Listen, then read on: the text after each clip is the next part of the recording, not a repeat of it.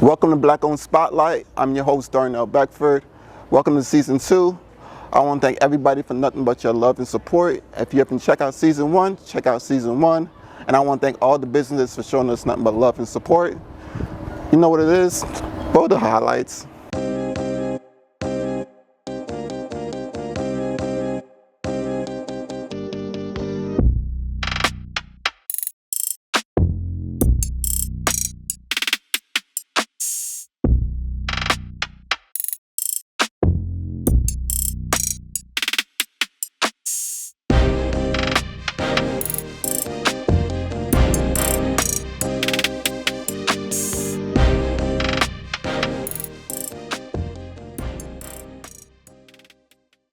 Welcome to this episode of Black on Spotlight. Here I'm in Uptown Charlotte with my main man Carlos Abraham, CEO of Craven Caribbean. How you doing today, bro? I'm doing amazing. How about you? I'm doing good. Again, I want to thank you for this opportunity for letting us come here to see your establishment. So where did you get the name Craven Caribbean for your food for your business? Okay, so the name Craven Caribbean actually started off where I used to live, which is New Bern, North Carolina, and the name of the county area was called Craven, but it was Craven. Obviously at the time I was thinking, well, I'm probably not going to stay here, so Right. I can't really base it off of that, because if I move somewhere else, it's not going to really resonate. So then we came up with the name of course, you know, people always craving food. So then we came up with the Craven Caribbean, but of course, just dropping the I and then putting the apostrophe N, just to make it a little bit more catchy. And then of course, it's Caribbean food, mainly Jamaican, but you want something that people are going to remember, and the name Craven Caribbean is easy to catch and easy to remember. All right. And how long you guys been in business for? So we've been in business officially since in the location physically since 2021 July, and actually, but starting out of like my house and my car since 2020. Like you said, you started out of your car. So just tell us a little bit of backstory about that. Okay, so at the time we first moved to Charlotte in 2019, my wife and I, trying to figure out exactly what I was going to do. I had an idea of what I wanted to do, but she kind of pushed me towards it. So basically started cooking plates out of the house, packing them up in my car, and driving around to different businesses that would allow me to come through. So basically, I'll go to places that I know that people were like working all day, but necessarily didn't have the time to leave. So we would go to like barbershops, hair salons, car dealerships, any of those type of businesses where you know people are working all day, but they don't always have access to leave, and just basically pull up on people. Man, that is a fascinating story, because you never know. A lot of rags to riches stories that I heard of and I read started out from their cars, started out from somewhere, and they reached to plenty heights. So congratulations on that. Appreciate And you it. guys came a long way now, having 2 locations. So where's the second location? So the second location is in Greensboro at 601 Milner Drive in Greensboro, North Carolina. Not too far from A&T, about 15 minutes. Okay, that's perfect. Now, what made you feel like, you know what, I can actually turn food into a business? Because not a lot of people can actually accomplish that, because, you know, you hear about reports about, you know, the food business being a tough industry to get into, and it fails within the first 2-3 years. So what gave you that concept, like, oh, I can actually do this, like I can really sell food, I can make this a business? Just tell us about that. The people, man. It's really all about the people. If you don't have no customers, you don't have any business. Yeah, So I think today, in this day and age, people forget about the value of word of mouth. Like social media and all that stuff is cool, but you take care of people and have a good product, they're gonna tell other people about you no matter what. So Right. like, that's what it is. It's all about the people. So like, it doesn't matter how good your product is. If you don't have the people spreading the word for you, it's not gonna matter. Right. So there's a lot of great business concepts out there, but they just don't have the advertising that they need to. And you can pay for commercials, you can do all that stuff, but I'm telling you, when people believe in you, Yeah. it's a totally different ball game. And that's all I can tell you is people believed in me. Yeah. And Yeah, that's definitely true. So one of my other question here is, what does it mean to be a Black entrepreneur and have a Black business? What does that really mean to you? It means a lot. Of course, not only is the restaurant industry already tough as it is, but it's even tougher being a Black business owner, because profit margins in the restaurant industry are tough already, especially with food costs rising, staff, and everything like that. But then also, as black business owners, we have limited resources versus like everyone else. Right. So that part affects it a lot too. But at the end of the day, you can either make an excuse about it or you can try to figure out a way to persevere. Right. So that's what you have to do and just carve your own lane. So at the end of the day, it doesn't matter what odds are against us. I mean, if you look back, even back into the days, and I hate to bring it up, but even back to slavery, our ancestors are always found a way to persevere. So it doesn't matter what if the odds are against you, you find a way to push through it. Right, and that's definitely true, and I definitely understand that as well, because you see a lot of black-owned businesses out here in Charlotte, North Carolina. It's amazing that they don't really get the recognition, and people don't know about these places. So that's one of the main reasons why I created this show, is to highlight those businesses that they don't really get highlighted in mainstream media. So another question is, what is the advantage and disadvantage of having a business pertaining to food or any kind of business? The advantage of it is if the people love you, you can go very far. If you look at people like Big Dave's Cheesesteaks or Pinky Cole, who I look up to, that own Slutty Vegan, look at where they've been able to scale. So there's benefits to it if you do it the right way. The disadvantages are, there's always issues with staffing. Of course, for us, because I've experienced it, once you get really popular and you don't have the staff or the space to keep up with it, then you have people complain about wait times. Right. So those are one of the disadvantages of it. But one thing I do want to touch on, what you talked about earlier, especially with black businesses, I feel like it's very important as a black business owner to understand that collaboration over competition will get you a lot further. And I think that's one of the areas, not only in the marketing aspect of it where we miss with black businesses, but I think we miss that part, is everyone is trying to always like level up on the next person when we can all level up together.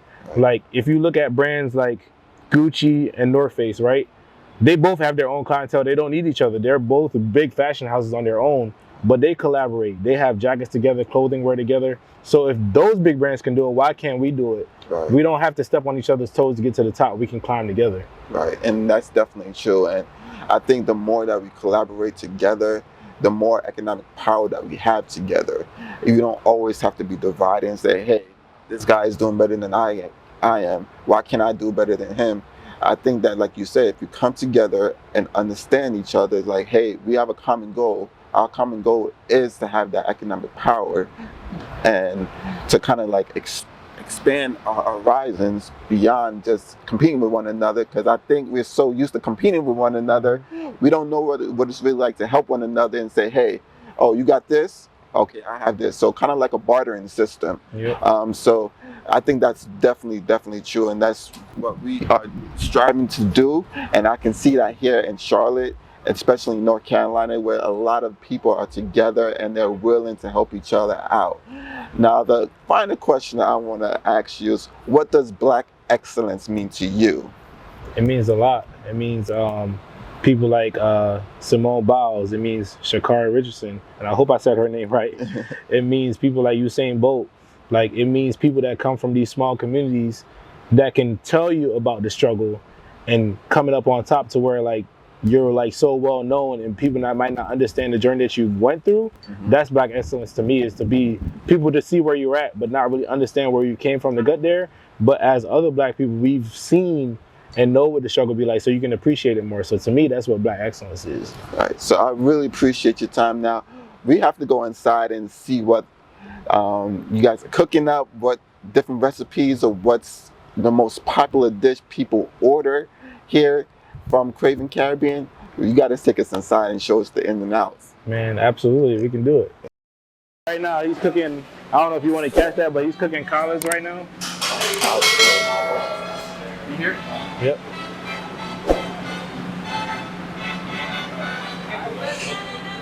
And then right down here, Kandu, Sugweme.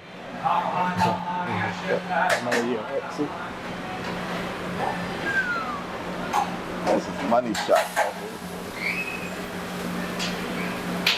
So that's one of the ones that we use for, so we cook oxtail every day, like between 200 and 250 pounds. So this batch right here is gonna be for the cheesesteaks. So these ones will actually be pulled. And we use this for the oxtail cheesesteaks, oxtail fried rice, oxtail egg rolls, and things like that of that nature. But we cook a batch like this every single day, 7 days a week. Okay. So you can say that this is like the most popular dish Oh yeah. out of everything. Oh yeah. It's like Popeye. It's like if people go to Popeye, you know they're going there for chicken, or if they go to Burger King, they're going for burgers. Yeah. People come here, they most likely come with Oxtail. Okay. So who would you say is your number one supporter to help you out with the business, getting the ideas, everything? Number one supporter, of course, I'll say God. Gotta say God, because without him, it's not possible. But of course, definitely my wife and my mom. Because of course I learned to cook from my mom, so definitely he's supportive. So what is your mom's background? Is she from the Caribbean? Or? Yeah, my mom is from Jamaica. I was actually born in Jamaica as well, so okay, which part of Jamaica? I got a certificate of authenticity. So which part of Jamaica were you born and your mom was from? Kingston, Jamaica. Okay, all right. Yeah, because it's funny because my father, he was a teacher in Kingston. He went to teach Kingston College in St. Joseph and St. Mary, but he taught in St. Titus in Trelawney. Okay. So my dad is from Trelawney, father from Trelawney, and then my mother, she's come from Manchester, Alligator from Manchester. Okay. So we both country, north side, south side of Jamaica. So yeah, but see that come on now. Yeah. For real. All right, so what do we have here right now? All right, so this is one of the items from our Hibachi menu, which the Hibachi basically stands for Jamaican Hibachi. So this is my GM of this location now. His name is Alex. He's actually been with me for like 3 years now. He started off with me part-time, now he's running the place. But it's a fusion of both of our cultures together because he's Lao, so of course Asian descent. So what we did was mix our cultures together. So we did the oxtail, we hand pulled it, and basically made a fried rice out of it. So this has peppers, onions, egg. It can also be topped with different items too. So you can be topped with jerk shrimp. You can top it with jerk lamb chops. We've got salmon bites. We've got snapper bites. So we've got a bunch of different options you can use to top it off if you want extra protein. Okay, so what separates you guys from other Caribbean places? Okay, so a lot of things that separate us from other Caribbean places. Number one, I mean, it's easy to say we're just different, but we have a lot of stuff that other places are scared to do. So when we first initially started off, what really blew us up is when we did the oxtail cheesesteak. It started off as a way to reduce waste, because what happens is with oxtail, as you cook it for a period of time, it starts to fall off the bone. So one day Alex and I were sitting here, we were trying to figure out what else can we do, once it falls off the bone, since you can't really put it on a plate. So we decided to put it into an oxtail cheesesteak, or put it in a sandwich, and then that kind of blew up. And that's one of the things that separate us. We do things a lot different. We have menu items that a lot of places you can't get at other Jamaican restaurants. Like, where else can you get oxtail lo mein? That's true. You know what I'm saying? So there's a lot of different things like that separate us from different other places. And then also, if you've really heard this a lot of the times, especially on social media, it's always a joke about, customer service in Jamaican restaurants, right? So, I mean, that's one of the things that set us apart. Not only is the food good, but we also treat you good too. So we want you to feel like family. So we strive on customer service where other places might not. They only focus on the food, but we focus on the food and the customer service. And then also, another tip of the joke is, I'll let you try, but you see about our mac and cheese. I'm not gonna hold you. Okay. Oh my goodness. Yeah, let us know. Woo, look at that right there. Little Mac. Woo, hey. Let's try this out.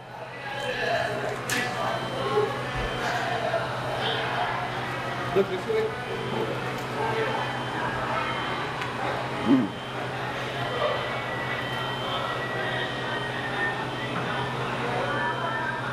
That's a 7 cheese mac and cheese. Ooh, you see that cheese ball? You know it's gonna hit. It's gonna hit. Oh my goodness. My cameraman gotta try this. This is fire mac and cheese. I can taste all the different types of 6-layer cheeses, the spices. It's like it hits you. It's like it's well balanced. This got to be the best mac and cheese I ever tried. So I mean, can you fairly say we've dispelled the rumor that Jamaican restaurants can't make mac and cheese? That is correct.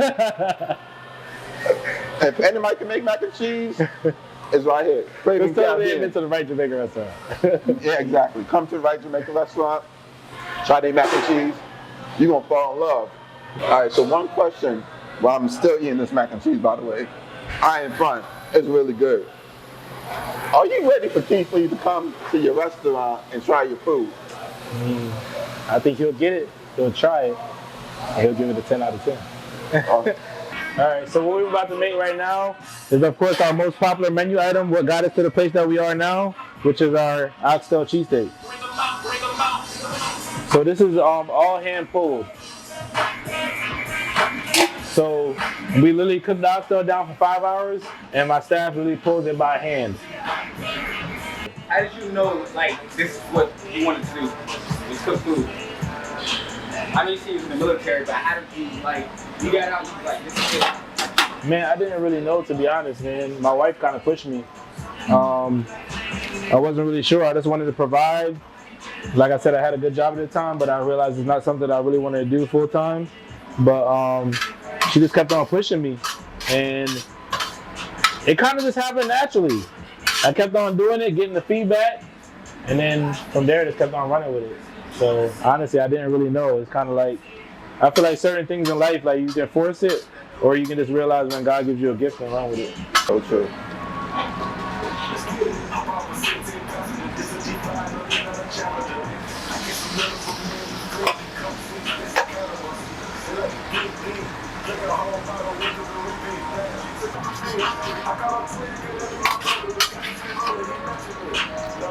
All right. So of course, this is the one and only Craven Way oxtail cheesesteak. We are the original creators of this item. This is what catapulted us and took us off. This is our most popular way that has went the most viral at 5 million views on Instagram. This is the oxtail cheesesteak with jerk sauce and white sauce that a lot of people love. So you'll see this combo pop up on our ticket printer a lot. Listen, I can't wait to try this. Nice and heavy too. Go and get to it.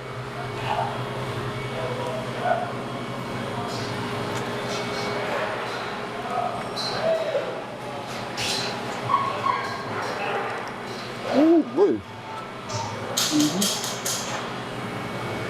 As y'all can see, my face is kind of stuffed. With both my faces stuffed. I ain't gonna lie. I ain't gonna lie. This is hitting. That's a great cheesesteak, bro. I ain't gonna lie. Hey, for all my people out there in Philly, you ain't got nothing on this. Nah. This is controversial. I ain't never had this type of cheesesteak, bro. Yeah, I'm not gonna lie, man. This is very innovative, and to, like you said, just to create something. Look, busting through our frame. There goes Alex, by the way. Now, like you said, this is very innovative, and to utilize the waste of food and put this into a sandwich, a popular sandwich at best, because everybody knows about a Philly cheesesteak or a cheesesteak period. But to have oxtail in this, my chem guy ain't lying, guys. This is full of flavor. It just tastes like home. When I say home oxtail, I talk about a yard oxtail. I'm not talking about all these other people that have oxtail on their menu and it doesn't really taste like oxtail. This tastes like oxtail. Only thing that's missing are the butter beans. That's about it. But butter beans and carrots. And we can assure you it's 100% oxtail. We don't do no fillers. We don't cut no corners. Oh man, this is amazing. This is really amazing. Go and get that last bite in. Yeah, listen. What you got? Oh. Is that good? Well, everybody, I've been your host, Darnell, aka D the Chef. Season 2, just only the beginning. Oh my goodness, right here, one of the best food out here, Craven Caribbean, the Oxtail Man. Chef Carlos, CEO, hooked us up. Stay tuned. This is only just the beginning.